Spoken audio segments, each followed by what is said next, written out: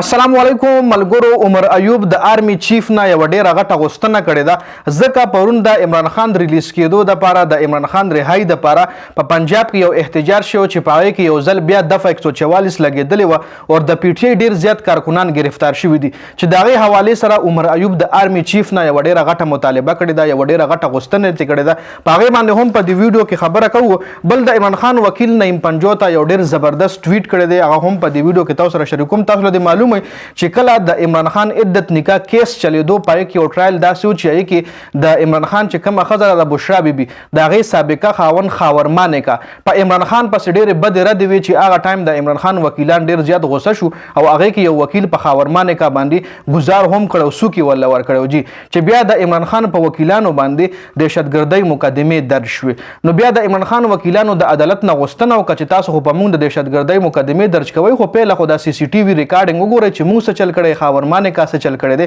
هغې د سی سی ټي وي ریکارډینګ فوټیج غوښتلی و جي چې اوس دا خبر راغلی ده چې هغه سی سی ټي وي ریکارډینګ چې کوم دی هغه غایب کړلی شوی دی. نو دې حوالې سره چې د عمران خان کم وکیل دی هغه یو ټویټ کړی دی نعیم پنجو ته، هغه ویلي چې د دروغو پلان چې کوم دی هغه ټول بې نقابه شوی دی، خاورما نکاح په وجه په موږ باندې د دهشتګردۍ مقدمې درج شوې او کله چې موږ سی سی ټي وي فوټیج وغوښتو نو د 9 مۍ واقعیاتو غوندې هغه سی سی ټي وي فوټیج هم غایب کړلی شو. تاسو ګورئ چې څنګه د دروغو کیسونه په موږ جوړیږي او بیا دغه کیسونو باندې څنګه دی هر قسم پرده اچولو د پردې اچولو دپاره هر قسم کار دی بیا کوي جي. دا د عمران خان وکیل نعیم پنجو ته یو ډېر اهم ټویټ کړی دی. بیا ورپسې صدیق جان هم یو ټویټ کړی دی چې هر د دروغو کیسونه چې هر څومره هم د دروغو کیسونه جوړ دي د هغې ټولو سی سی ټي وي فوټیج چې کوم دی د هغې کیمرې وایي خرابې وي. البته بیډرومز او واشرومز کیمرې کله هم خرابې نه شوې، خو چې کوم ځای کې په پی ټي آی باندې د دروغو کیس جوړ شي نو د هغه ځای سی سی ټي وي فوټیج ریکارډینګ خراب وي یا ریکارډینګ غیب کړلی شي. دې حوالې سره مریم نواز هم دا دعوې کولې چې ما سره د فلاني ویډیو ده او ما سره فلاني ویډیو ده او دا ویډیو به وایرل کړم او دا ویډیو به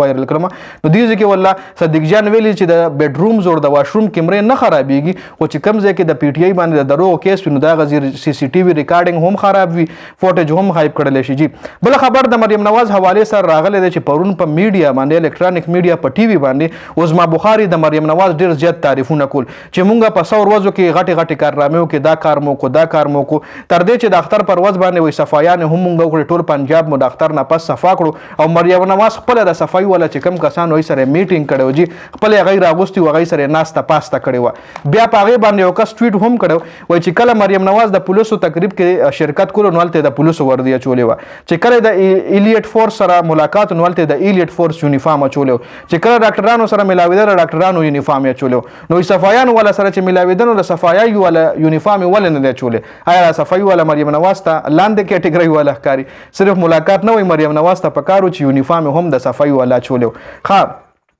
بل دا خبر وورئ جي په سند کې عجیبه کار دا شوی دی، څنګه چې دا ټاورې دي د زونګ ټاور او موبیلینک او دا جیز وغیره ټاورې نه دا کلو کې هم لګېدلي وي، ښارونو کې هم دا غټ ټاور په سند کې ټول ټاور سره د ګیټه چا غیب کړی دی.